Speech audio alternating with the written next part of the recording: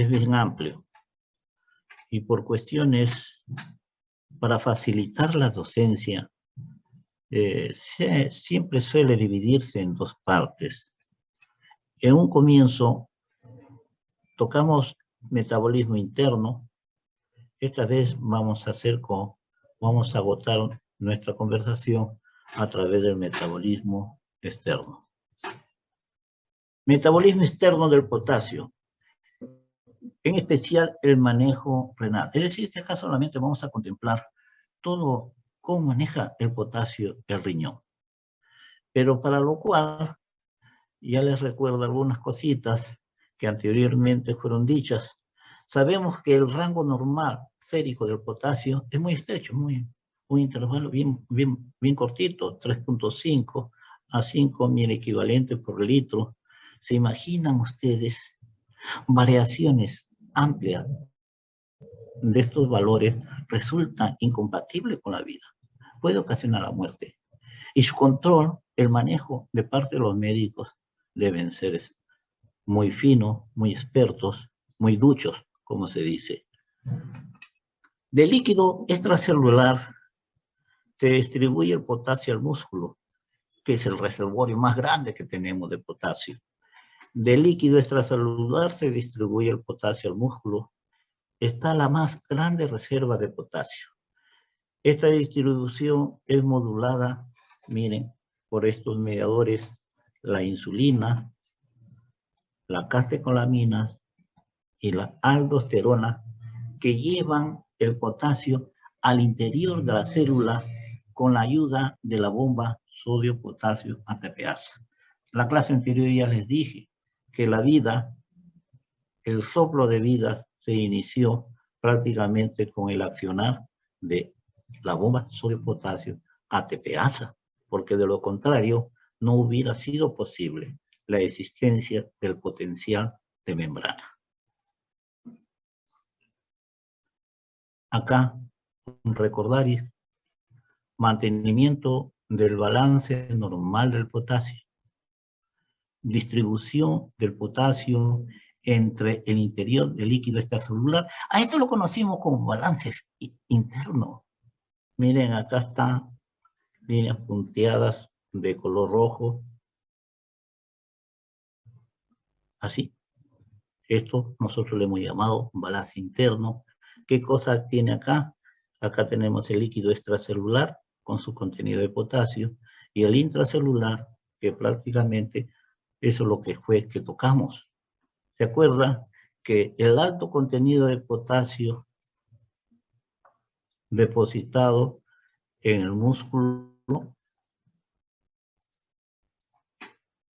en el hígado, hueso, hematíes, la distribución de este potasio del líquido extracelular e interno ha sido con ayuda de los tres mediadores, que es la insulina, las catecolaminas, la aldosterona, ha ayudado lógicamente con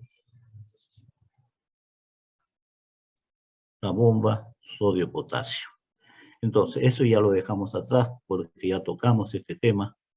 Ahora vamos a tocar el balance externo, que esta vez están punteadas, así, separados de color azul, desde que empieza hasta que sale. Es decir, que todo lo que ingresa por la boca tiene que salir por algún sitio, por el riñón, por las heces. Lo que ingresa por acá, sale por acá. Siempre tiene que haber un equilibrio, un balance cero. Si hay una mayor cantidad de potasio, sería positivo. Si hay un déficit, sería negativo. ¿Cuánto ingresa de potasio? Acá ingresa, hay una ingesta de 70.000 equivalentes por día, pero tiene que contemplar que a través de las heces se elimina una cierta cantidad, menos 10, y sale una cantidad de 63.000 equivalentes por día. Entonces, eso es lo que ingresa, es lo que se absorbe del potasio y que entra a nuestro cuerpo. Pero el potasio que sale es a través del riñón, a través de la piel. Entonces, hay También acá participa una reabsorción. Y lo que sale es igualito. Excreción 60.000 equivalentes por día. Tal vez una pequeña diferencia, pero es mínima. Pero se cumple lo que dijimos en un comienzo, que lo que ingresa, sale. No hablamos términos muy difíciles que complica prácticamente la comprensión de este tema muy difícil.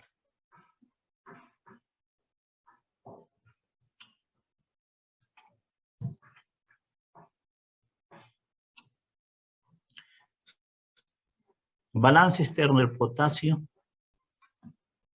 Acá vamos a contemplar el balance externo, en la que nosotros hacemos una diferencia, una suma aritmética, diferencia 0 entre lo que ingresó a nivel de la boca y lo que se elimina a través del riñón. ¿Y cuál es la diferencia? Para que exista un balance equilibrado, normal, diferencia 0. Entonces, ¿qué cosa sucedió acá? Hemos considerado la ingesta a través de los alimentos más la absorción gastrointestinal. Hemos restado lo que se pierde a través del riñón. Entonces, el balance es 0. No es positivo ni negativo. Eso es lo normal. Excreción renal. En la excreción renal hemos considerado el filtrado glomerular, la reabsorción del túbulo proximal, la reabsorción a nivel de la asa de L, pureza, y en el túbulo cortical, las células principales, primariamente, lógicamente, la secreción. Después hemos considerado el balance interno. El balance interno, acá ya lo dijimos, se mantiene la distribución asimétrica de la distribución del potasio entre el intracelular y el extracelular. Ustedes saben de que el potasio está más concentrado dentro de la célula que fuera de la célula. Y esto es lo que crea el potencial de membrana, ayudado por la bomba sodio-potasio ATPasa. Esto lógicamente también participan, son contundentes, como son las hormonas, se considera la insulina, las catecolaminas, la aldosterona. Los tres meten potasio al interior de la célula.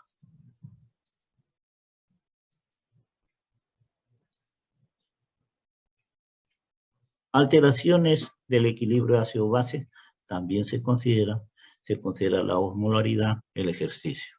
Hago la interrupción porque estoy admitiendo a los alumnos. Adelante.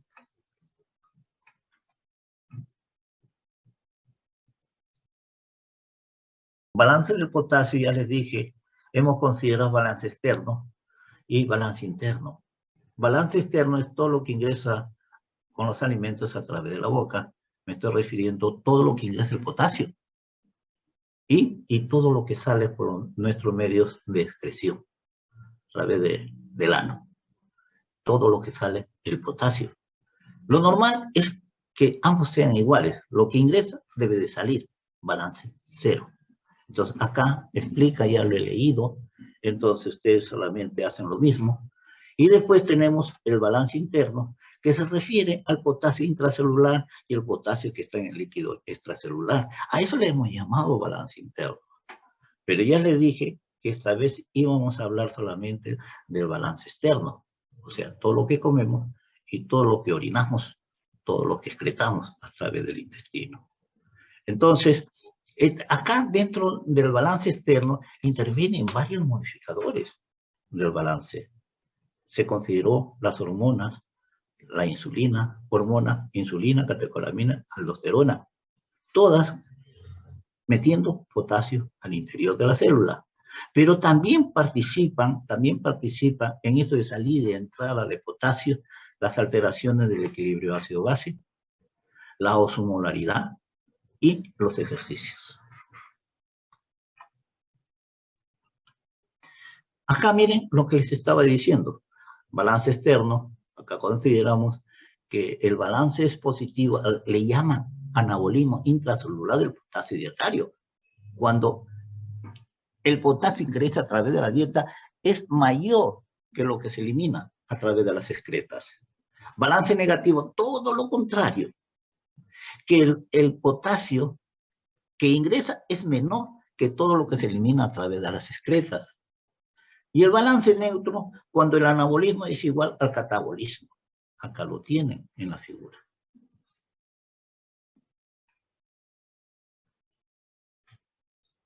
Yo les dije de que la distribución prácticamente del potasio del líquido extracelular a los diferentes depósitos de mayor concentración del potasio, que es el músculo, el que encabeza el glóbulo rojo, el hueso, todo esto de acá está orientado por la insulina, la adrenalina, la aldosterona, que ordena el empuje del potasio al interior de la célula.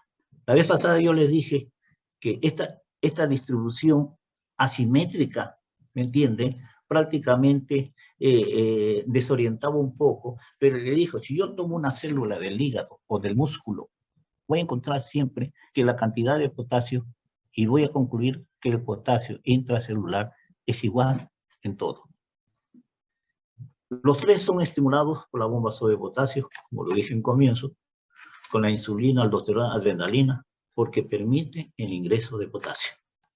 Además, contemplativo, a través de la dieta, 100 miliequivalentes por día, y de acá, a través del riñón, ingresa 90, 95, es lo que se elimina. Casi igual, ¿no? Lo que ingresa y lo que sale. Eso es lo normal. Acá sale un poquito menos, pero hay que considerar que no hemos visto la piel y no hemos visto lo del intestino. Entonces, se cumple que lo que ingresa sale.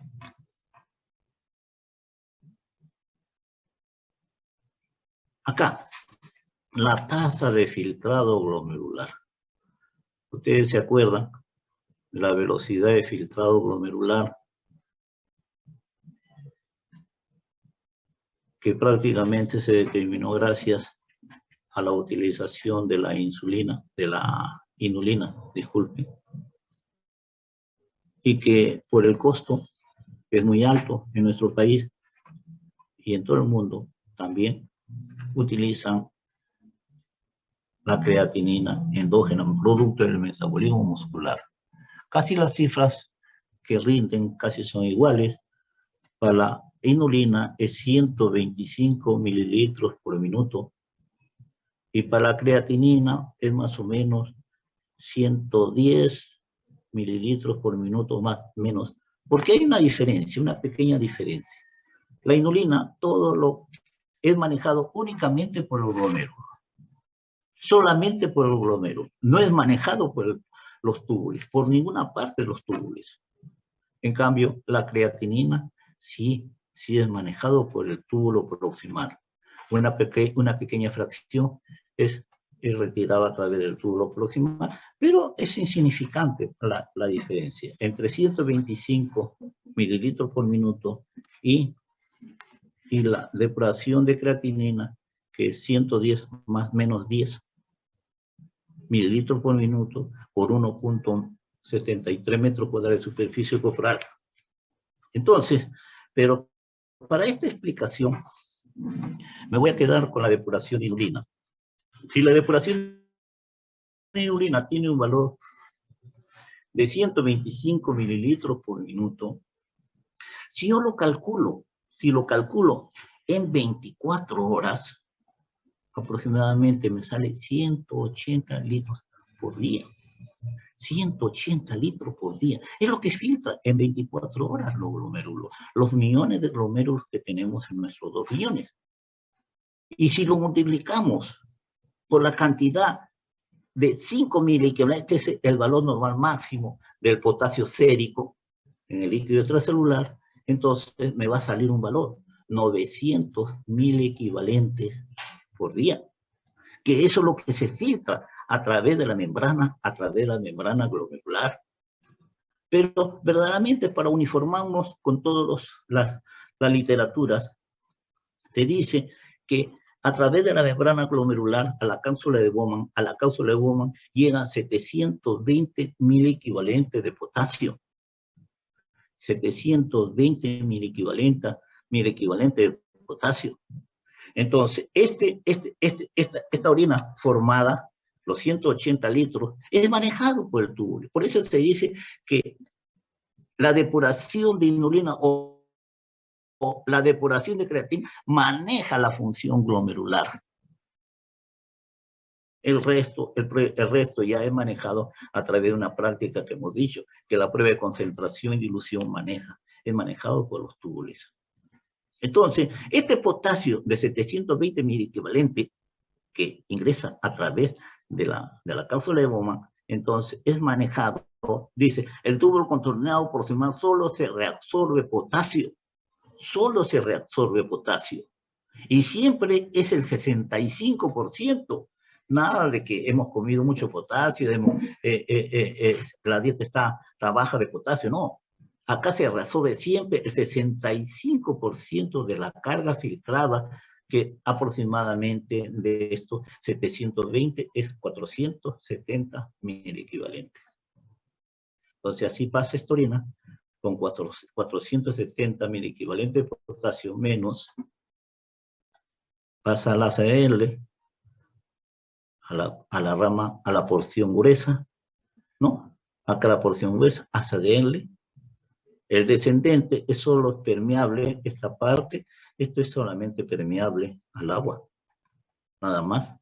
El ascendente, la porción gruesa, que es esta parte de acá, la porción gruesa, se reabsorbe 180 miliequivalentes de potasio, esto de acá, y que representa el 25% del filtrado. Entonces, el ascendente a la porción gruesa se reabsorbe 180 miliequivalentes, que representa el 25% de lo que llega, de lo que se filtra al túbulo contorneado distal. Llega solamente, al túbulo contorneado distal llega solamente 70 miliequivalentes, que acá lo tienen. Al túbulo contorneado distal llega 70 miliequivalentes de potasio. Llega a un área, a una zona donde se tiene que definir. ¿Hay que reabsorber o hay que secretar potasio? ¿Para qué? Para que el ingreso sea igual a la salida. Entonces, la definición se da en esta zona. El túbulo contorneado distal comienza la regulación del potasio por la aldosterona y por el flujo distal. Comienza la secreción de potasio. ¿Me entiende, no? Comienza la secreción de potasio. Miren, de que la aldosterona, por un lado, permite el ingreso de potasio hacia la célula, pero a este nivel hay secreción de potasio a la luz tubular para poder regular, para alcanzar el equilibrio, la homeostasis del potasio que tiene que salir e igualar las cifras de entrada y salida a través de las excretas. Entonces lo que dice en el tubo colector corrige que el potasio que sale sea igual a la que entra. ¿Entendiste, Ludeña? Sí, doctor. Bueno.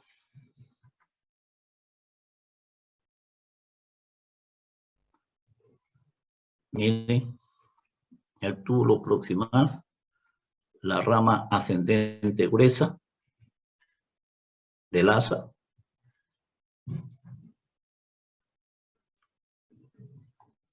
Revisemos los receptores de potasio a diferente nivel. Esto es lo que está acá mostrando.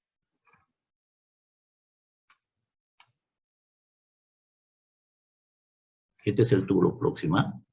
Miren todos los componentes que vamos a conversar, pero primero leamos lo que estuve mostrando hace rato. Revisemos los receptores de potasio a diferente nivel. En el túbulo proximal se mueve el potasio a nivel paracelular por arrastre a favor de su gradiente eléctrico y no por químico. La bomba sodio-potasio ATPasa incrementa el potasio intracelular. Y esto, mira, la bomba sodio-potasio ATPasa aumenta el potasio intracelular, acumula, amontona, si me permiten el término, el potasio intracelular. Pero si van a amontonar y lo hacen con gran cantidad, esto va a reventar. Entonces, miren, la naturaleza es muy sabia.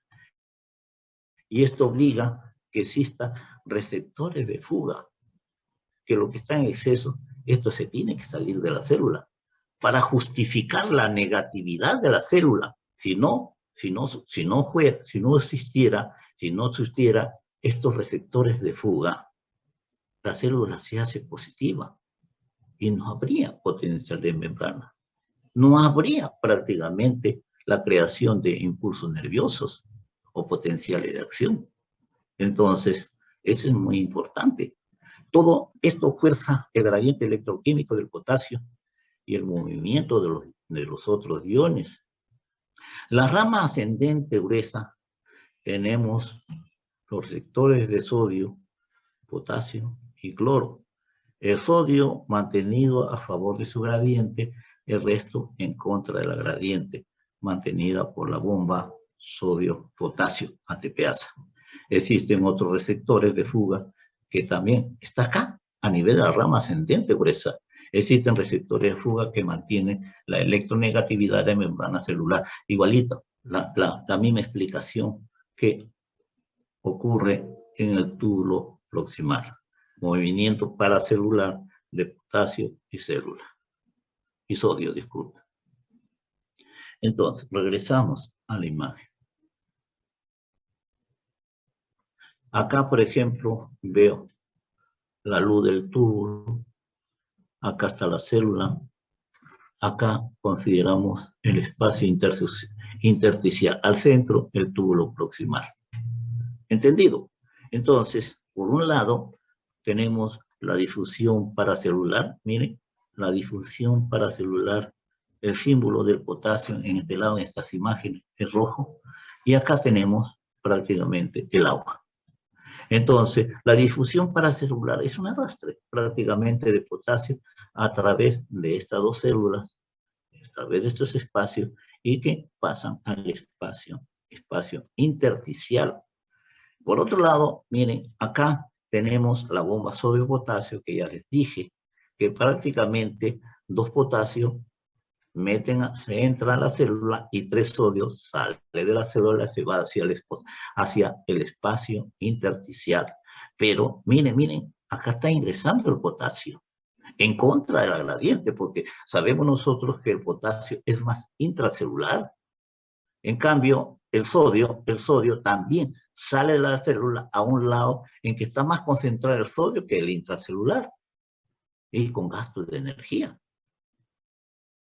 Entonces, esto de acá, lógicamente, la existencia de esta bomba sodio-potasio ATPasa, a uno lo hace imaginar de que va a almacenar mucho potasio, pero no, porque si eso sucede, prácticamente la célula va a perder su negatividad, y eso no conviene, porque desaparecería prácticamente el potencial de membrana.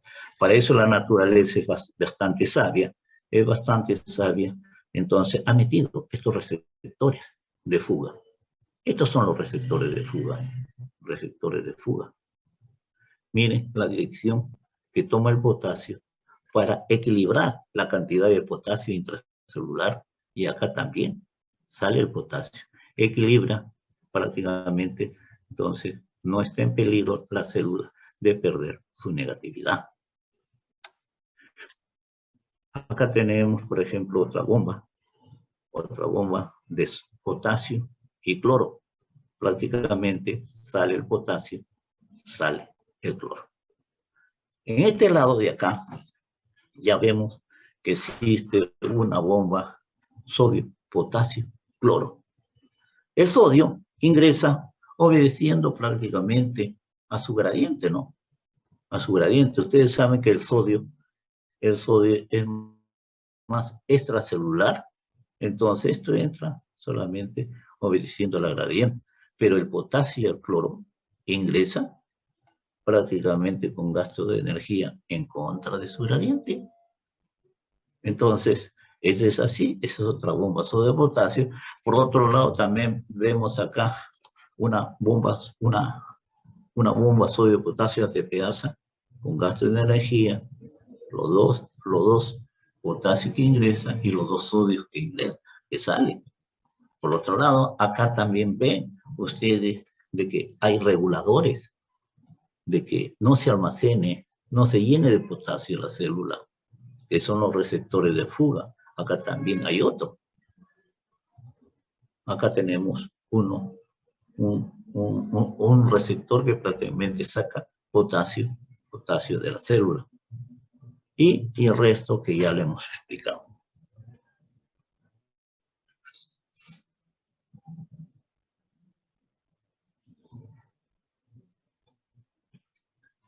Túbulo colector cortical.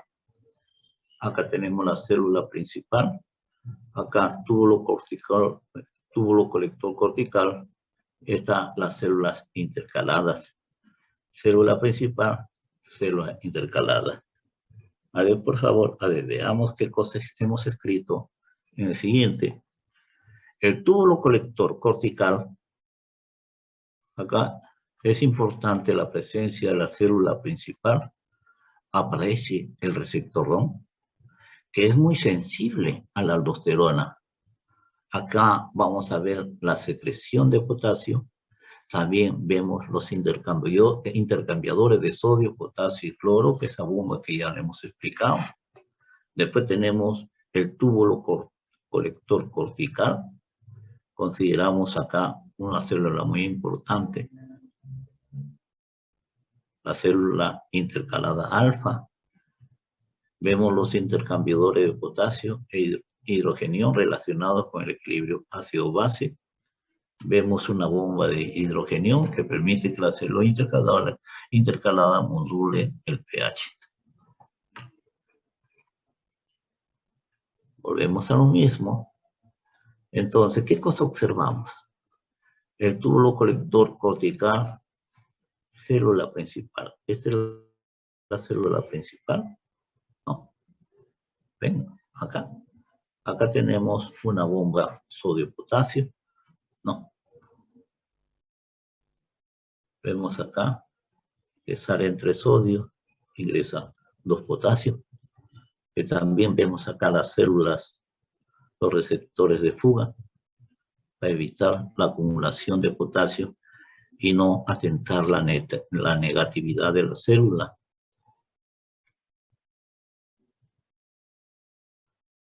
Acá vemos una bomba de potasio, cloro, también de sodio, no es el sodio acá.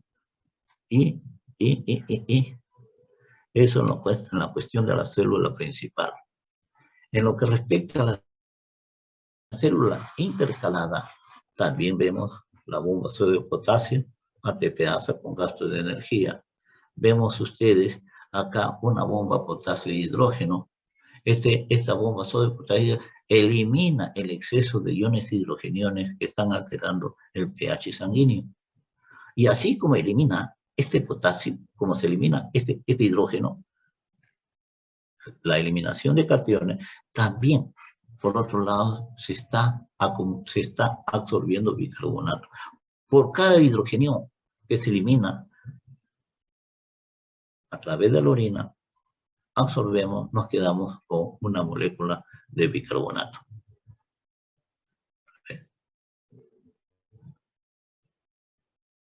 El receptor ROM acá en la célula principal no se ve, pero posterior vamos a tratar de verlo en otras figuras.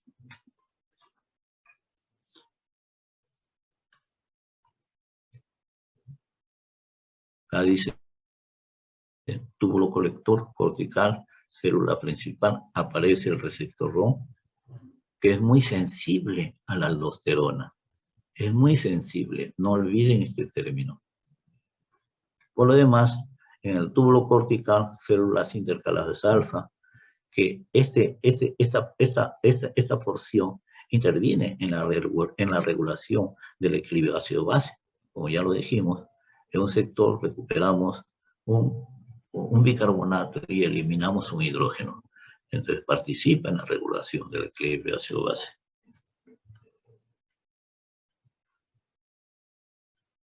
Acá está más claro. Miren, acá tenemos el glomérulo con 100% de filtración, y que prácticamente es lo que ustedes dicen. Esto acá empieza toda la historia del potasio. Acá en el túbulo proximal que se reabsorbe una porción, etcétera, etcétera. Eso ya para que lo analicen ustedes.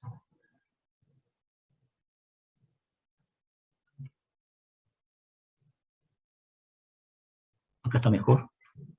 Una visión general de la excreción renal de potasio. La excreción de potasio renal está determinada por la suma de tres procesos renales. Por ejemplo, esto de acá representa lo que es bien feo, ¿no? El glomérulo es prácticamente la explicación que yo les di, que la depuración de inulina no se ha permitido calcular el filtrado glomerular y que en un día, calculado en un día, es de 180 litros por día. Y si nosotros multiplicamos esta vez por 4.2 mil equivalentes por litro de potasio, nos sale 756 mil equivalentes, que representa el 100% del filtrado. Algo parecido a lo que hicimos anteriormente. Entonces, lógicamente, esta orina pasa al túbulo proximal y sucede también lo que vimos anteriormente. Se reabsorbe en el túbulo proximal, se reabsorbe en el túbulo grueso, el ACDL, y después es manejado a través del tubo contorneado distal, túbulo colector, en donde prácticamente al final del túbulo colector se selecciona qué es lo que conviene retener potasio o eliminar potasio. Las variaciones diarias en la excreción de potasio se deben principalmente a cambios en la secreción de potasio y en los túbulos distal y colector. Manejo renal del potasio. Miren acá dice, hay una baja en la ingesta de nuestra dieta de potasio, de presión de potasio. En otro lado, esta nefrona corresponde a una persona que come normalmente y muchas veces aumenta el potasio. Entonces, ¿qué cosa sucede acá? Está acá, por ejemplo, todos los fenómenos se van repitiendo. Todos se repiten todititos, lo que hemos conversado. Que después que se da la tasa de filtrado, la filtración del potasio a nivel del glomérulo, en el túbulo proximal se produce una resorción que siempre es igual. Después, a nivel de la porción gruesa del ACDL, y después viene la participación del túbulo cortical, del colector, etcétera, etcétera, como el potasio acá está bajo, eso es de presión, estamos comiendo poco potasio, la cantidad de potasio que se elimina a través de la orina es 1%. Pero acá, como el potasio es normal y en algunos casos está aumentado el potasio, entonces los fenómenos son iguales, ¿no? Miren, 67% a nivel del túbulo proximal, 67% a nivel del túbulo proximal acá también. Entonces, toditito, estas cosas se van repitiendo a nivel por la porción gruesa, 20% acá, 20% acá, así por el estilo. Entonces, y después se termina con la célula. Túbulo colector se define prácticamente para nivelar el ingreso y la salida de 15 al 80%.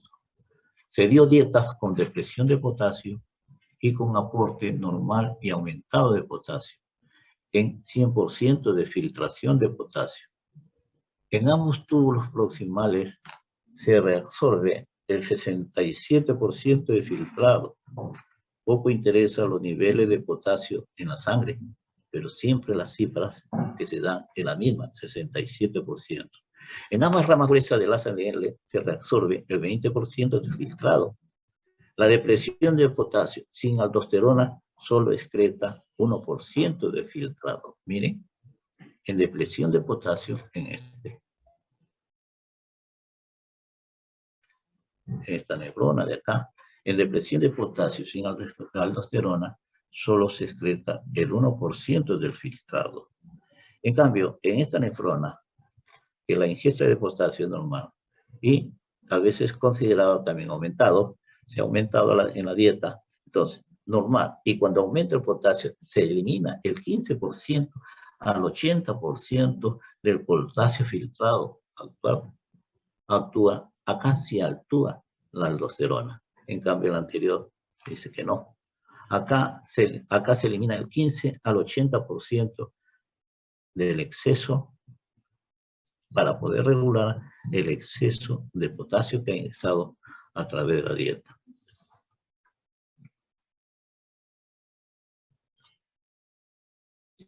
Esto es similar a todo lo que hemos dicho anteriormente.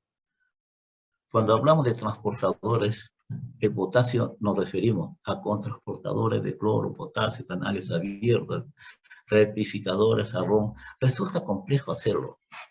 Mejor hacerlo con lo que nos va a servir.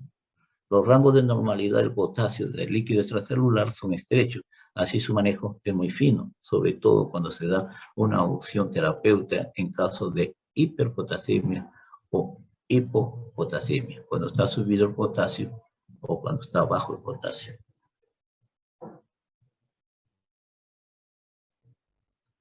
Potasio. Ustedes saben acá un promedio 4.000 equivalentes por litro. Mayor de 5.000 equivalentes por litro se define como hiperpotasemia o hipercalemia, también conocido. Por debajo de 3.5.000 equivalentes por litro constituye la hipopotasemia o hipocalemia. Y la pseudo hiperpotasemia es lo que ocurre cuando las muestras que se toman de sangre se guardan demasiado. Entonces ahí se producen ciertas alteraciones que algunos, por desconocimiento de que esa muestra no ha sido guardada, no ha sido trabajada en su debido momento, entonces puede dar un problema de interpretar un cuadro de hiperpotasemia. Entonces hay que tener mucho cuidado con eso. El primer signo de hiperpotasemia en el electrocardiograma dice, es la aparición en el electrocardiograma de ondas T altas y estrechas. A ver, vamos a ver. Cambios electrocardiográficos relacionados con el potasio. Acá consideramos la hiperpotasemia, acá está lo normal y acá está la hipopotasemia. Estos son prácticamente una gráfica normal de la actividad eléctrica del corazón normal. Entonces, miren, acá están todas las ondas que nosotros conocemos, pero cuando hay una hiperpotasemia, ¿qué dice acá? Miren, la onda T. Hay fibrilación ventricular, como lo tenemos acá. Bloqueo auricular, bloqueo intraventricular. Hay un alargamiento del intervalo PR, un descenso del segmento ST y una onda T alta. Esta. Entonces, es prácticamente lo que identifica este problema. Y después, en la hipopotasemia hay un aplanamiento de la onda T. Miren cómo está la onda T. Y así por el estilo, para que ustedes se entretengan en la... Y es que hemos hecho fisiología cardiovascular. Potasio, nuevamente. Hipocalemia, cuando las cifras están por debajo de 3, extrema, o hipercalemia, cuando es todo lo contrario. Cuando las cifras están por encima de 5. Despolarización celular, que ya lo hablamos en la clase anterior. Efectos atenuantes y aditivos de la secreción de potasio. ¿Cómo le afecta la acidosis? ¿Cómo le afecta la expansión de volumen es decir, la sobrehidratación, y acá ingesta de agua alta, en la diuresis acuosa también esto es sobrehidratación, y en la contracción de volumen cuando existe una deshidratación. Acá, miren, acá está el receptor RO, ¿no? Acá es donde actúa la aldosterona. Acá dice RO. Acá actúa la aldosterona. Acá es donde están los receptores RO. ¿Se acuerdan ustedes? En la célula principal, acá actúa la aldosterona. Cuando hay un exceso de potasio, entonces se secreta la aldosterona y actúa sobre esto y se produce la secreción de potasio. El resto ya lo hemos conversado. Los mecanismos de transporte de potasio en el túbulo proximal y túbulo distal son parecidos, salvo en el túbulo proximal, donde existe un contrasporte de sodio y cloro que no aparece en el túbulo distal y que prácticamente es donde actúa la hormona antidiurética.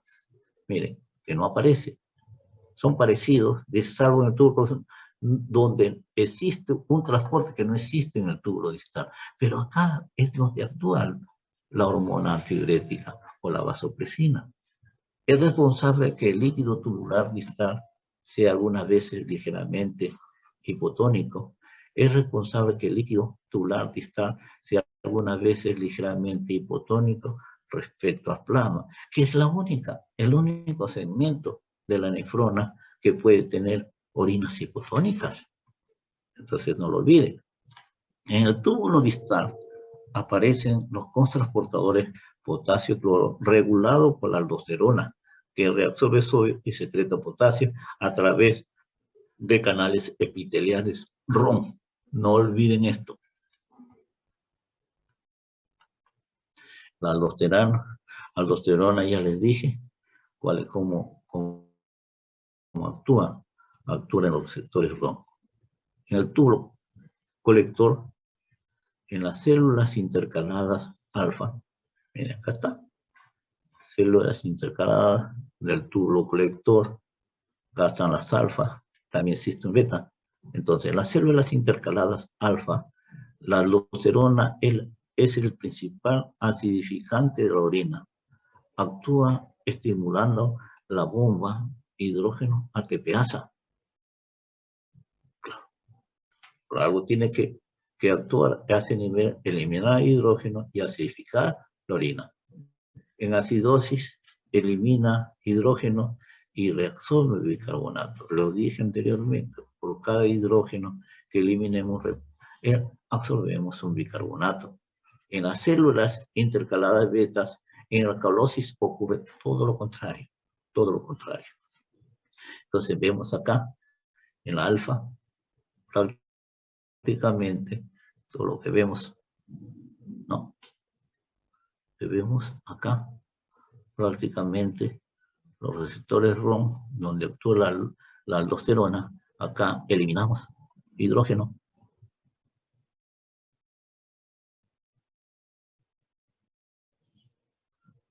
Acá absorbemos un bicarbonato.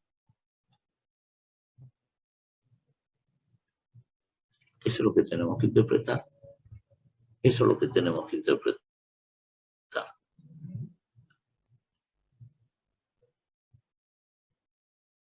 Acá está mejor. En esta figura está mejor.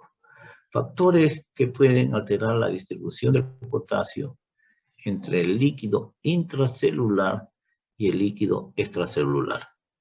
Factores que pueden alterar la distribución del potasio entre el líquido intracelular y el extracelular. Acá, en esta parte, en esta columna de la izquierda, factores que introducen potasio en la célula. Reducción del potasio. Si meten potasio a la célula, lógicamente que disminuye el potasio extracelular. Eso es lo que dice acá.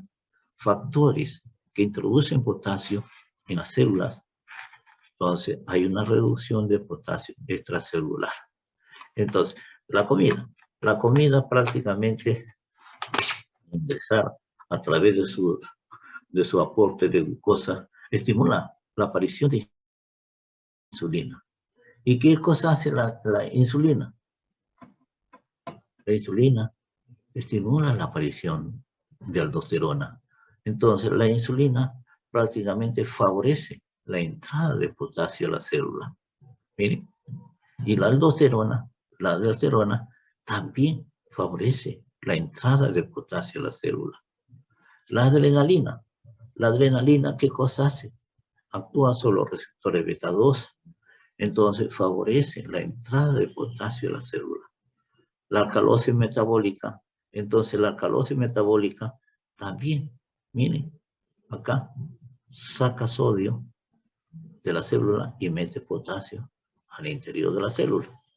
Entonces, eso depende cómo interpretamos la subida del pH o la disminución del pH.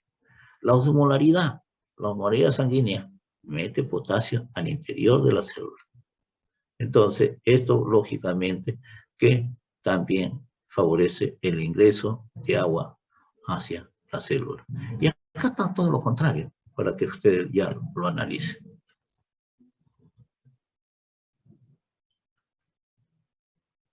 ¿Qué efecto tiene sobre la calemia la ingestión, la toma de 3 vasos de jugo de naranja, 40.000 equivalentes? Líquido extracelular de quien es 17 litros, que aproximadamente lo tiene estos 17 litros un sujeto de 70 kilos de peso corporal. Entonces, estos 3 vasos de jugo se incrementa a estos 17 litros. Se esperaría un incremento neto de 2.4 mil equivalentes de potasio. Miren, sobre los 40.000 equivalentes en 17 litros, ¿me entiendes? Entonces, lógicamente, se eleva el potasio en nuestro organismo, pero de inmediato entra a tallar los mecanismos de defensa. Este potasio que se ha incrementado los niveles de líquido extracelular, que de 3.5 a 5.000 equivalente, de inmediato el potasio se mete al interior de la célula y el riñón elimina el potasio restante. Respuesta: el potasio se incorpora rápidamente a la célula. Miren, acá está la respuesta. El potasio se incorpora rápidamente a la célula y la eliminación urinaria del exceso de potasio se da. Todo este potasio se cumple a las 6 a 8 horas. Entonces, es lo que explica este sistema de coordenadas. Prácticamente se elevó el potasio de 4.5 cerca a 5.000 equivalentes. Miren, se eleva un potasio, de inmediato retoma la normalidad por estas cosas que yo le digo. Que el potasio se mete a la célula, pero también al mismo tiempo se elimina a través de las vías urinarias. Y acá hay una mejor interpretación, pero en suma, total, el organismo se defiende, elimina con bastante rapidez el potasio. Y todo esto, esas cosas se normalizan de 6 a 8 horas, que recuperamos nuestros valores normales. Acá, miren, efectos beneficiosos de una dieta rica en potasio y baja en sodio.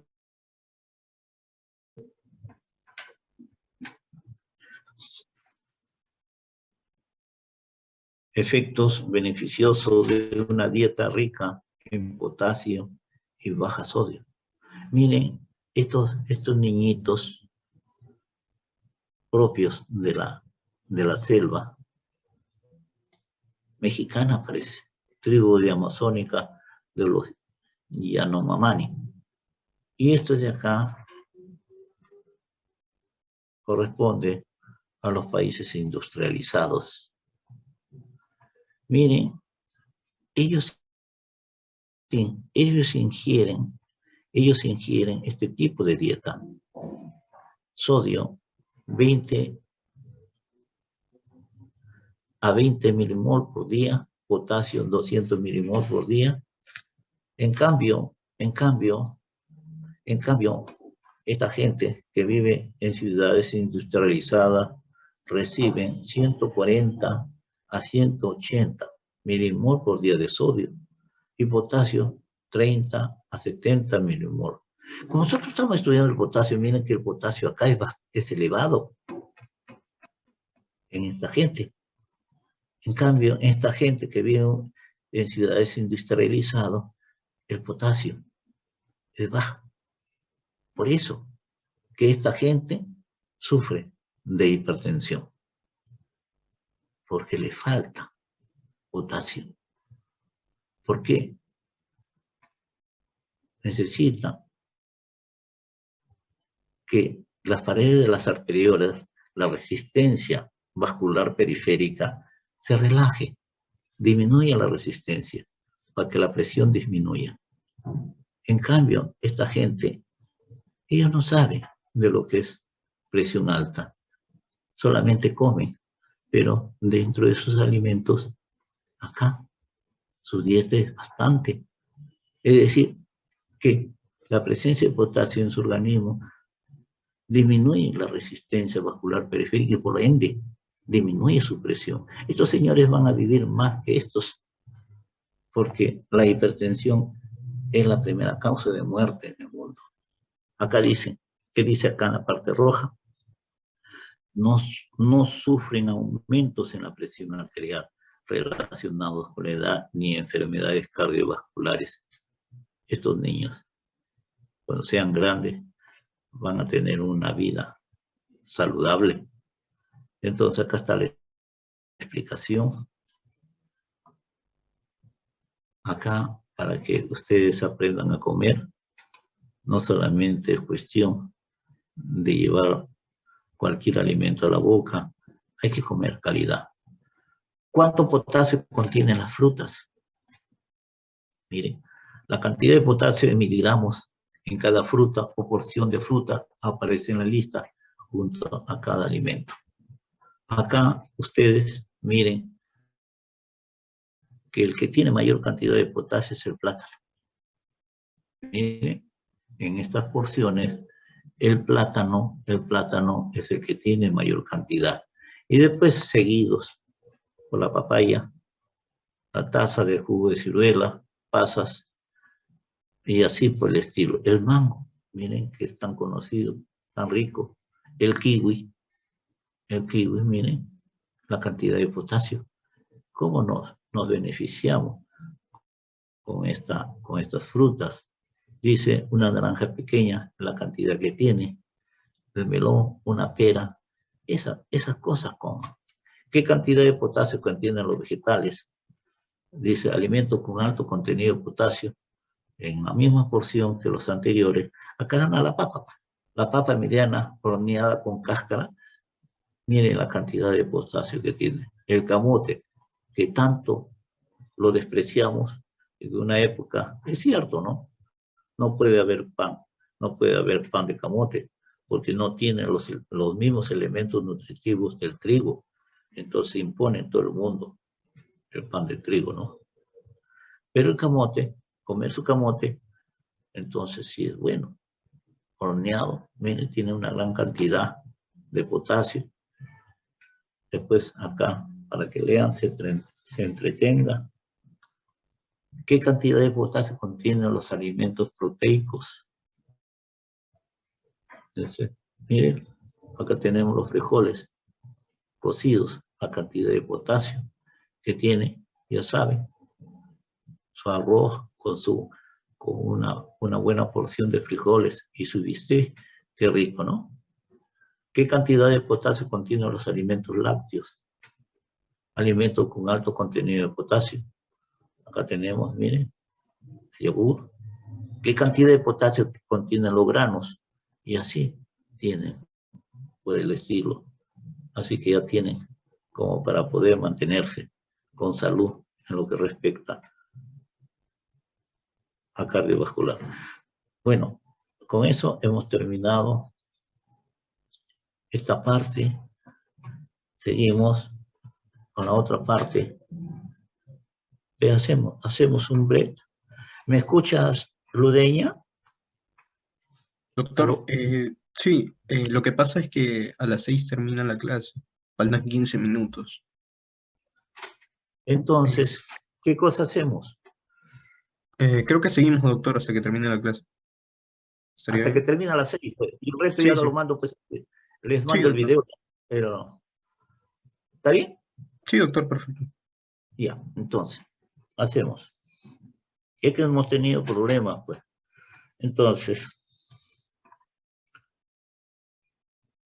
cuando hablamos de pH, todo el mundo piensa que solamente se relaciona al hidrógeno, pero solamente se relaciona al hidrógeno eléctricamente positivo, ¿no? Al catión hidrógeno. Entonces, no tiene que ver nada con los hidrógenos que están en los hidratos de carbono, sino al hidrógeno activo. Por eso se dice que es el logaritmo negativo de la inversa de la concentración de iones de hidrógeno. Mide actividad de catión. Es el símbolo pH, símbolo que indica la concentración de iones hidrogeniones o la actividad de una solución con respecto a una solución de referencia dada. Mide una escala de 0 a 14. Ahí tenemos, este es un termómetro. Cuando estamos en acidosis, cuando estamos en alcalosis. Ya, eso está de más. Un pH de 7, es neutro, corresponde al agua pura. Un pH de 7 es neutro, corresponde al agua pura. Por encima de este valor aumenta la basicidad, la alcalinidad, y por debajo aumenta la acidez. Una concentración de hidrógeno constante condiciona la situación ácido-básico de nuestro organismo. Entonces, fisiológicamente el pH varía de 7.35 a 7.45. Esto me hace acordar lo que yo siempre les he dicho, que existen tres constantes vitales en nuestro cuerpo. El pH se permite ciertas variaciones por corto tiempo, porque si no ocurre eso, no hay recuperación de 7.35, si no se ubica en este intervalo 7.30 a 7.45, resulta la muerte, pues. Resulta la muerte. Entonces, otra constante vital sería la concentración osmótica, 300 milosmoles por litro, o la cantidad de agua total que tiene un ser humano. Una persona de 60 kilos tiene en su cuerpo 36 litros de agua. Una serie de sustancias mantiene esta concentración de hidrogeniones impidiendo que las variaciones sean más amplias. ¿Cómo se llama eso? Las sustancias buffer, las sustancias anfóteras. Las sustancias que amortiguan estas variaciones, porque si se agotan, si son gastadas, si hay alteraciones, alguien tiene que defendernos. Entonces, en el caso del pH, las sustancias que amortiguan estas variaciones son los buffers y las sustancias anfóteras, que actúan de inmediato a la penetración de ácidos o álcalis y tiene que ser restaurado por dos órganos, el pulmón, a través de la vía aérea, a través de los gases, y el riñón, que es la vía marítima, a través de soluciones. Acá, miren qué bonito esto. Esto salió del PIT, Fisiología de PIT. Entonces, figura 30, demostración del poder de amortiguación de nuestro medio interno, demostración del poder de amortiguación de nuestro medio interno, diferencia de variación del pH al inyectar 156 miliequivalentes, diferencia de variación del pH al inyectar 156 miliequivalentes de ácido clorhídrico en una solución de 0.3 normal a un perro de 10 kilos. Es decir, que tiene una cantidad de agua de 11 litros, 11.4 litros de agua. Y añadir esta misma cantidad, al añadir la misma cantidad de ácido clorhídrico a la misma cantidad de agua destilada, pero aparte, la primera pasó al organismo del perro y la siguiente, en un recipiente, hemos colocado esa misma cantidad de ácido clorhídrico. En el primer caso, los buffers, es decir, en el cuerpo del perro, en el primer caso, los buffers amortiguan la acidez, que solo varían el pH de 7.44 a un pH 7.14. En el segundo, la variación es de 7.44 a un pH 7.84. Miren, en el primer caso, intervienen las buffer, intervienen las sustancias anfóteras. En el segundo caso, la variación es de pH de 7.4. Se cae, miren, ¿a cuánto? A 1.4. Miren, en este sistema de coordenadas, ¿cómo? ¿Qué es lo que ha sucedido? ¿Qué es lo que ha sucedido? Miren, este ácido que hemos inyectado en el animal, sangre de perro, miren, las variaciones de pH, hemos inyectado ácido clorhídrico por el perrito. Y la variación de 7.44 cayó a 7.14. En cambio, en un líquido, en agua destilada, donde no existe sustancia buffer, no existe sustancia anfótera, ¿cómo ha variado prácticamente el pH? Asombroso, ¿no? Asombroso. Acidosis. Cuando un ácido ingresa a nuestro organismo, libera hidrogeniones y va al medio interno que va a ser atrapado por las sustancias amortiguadoras del equilibrio ácido-básico. Eso lo dijimos en comienzo. Las sustancias amortiguadoras pueden ser extracelulares e intracelulares. Las extracelulares son las buffer y las anfóteras. Acá, las sustancias buffer, tenemos el sistema ácido carbónico, bicarbonato sódico, y el sistema buffer, ¿me entiende? El sistema, otro sistema base, tenemos de menor importancia el fosfato monosódico y el fosfato bisódico. Después las sustancias anfóteras son las proteínas, la hemoglobina también. Entonces, los intracelulares tenemos las proteínas, complejo orgánico de fósforo, etcétera, etcétera. Sistema ácido carbónico y bicarbonato sódico. El sistema ácido carbónico, 1.3 miliequivalente por litro. Miren, ¿cuál es la característica? Están enteras las moléculas. La constante de disociación es baja. No se disocian así nomás el ácido carbónico. En cambio, el bicarbonato sódico, 27 miliequivalente. Miren cómo es el modelo matemático. Como sus constantes de disociación es muy alta. Casi todo está ionizado en anión carbónico y catión sodio, quedando pocas moléculas enteras. Ludeña, ¿me escuchas, hijo? Sí, doctor. Ya, el resto lo leen, pues ya, no nos faltó tiempo. Entonces vamos a pasar lista, ¿ya? Perfecto. Ya, y yo les envío el resto para que completen de leer, porque está bien explícito ahí, ¿ya? Así quedamos. A ver, voy a pasar lista.